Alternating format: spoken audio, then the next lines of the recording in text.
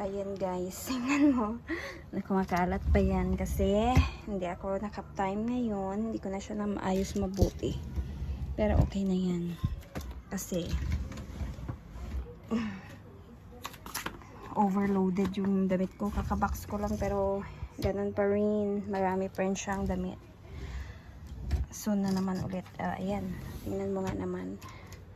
Ewan ko na lang paano ko kasyahin yan. Ganyan yan. Iba talaga pag babae. Ano? Maraming gargalias. O diba? Kadaming mga ano. Meron pa ako dyan sa cabinet. O ayan, may dalawa pa. May ano pa ako dyan. May maleta. Mayroon pa ako dun. O diba?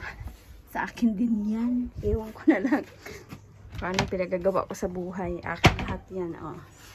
Yan, akin to. Meron pa ako dito actually. Oh. Akin ba to? Paganda. Ayan, tingnan mo nga naman, hindi na matasya. Nagtanda, ano na.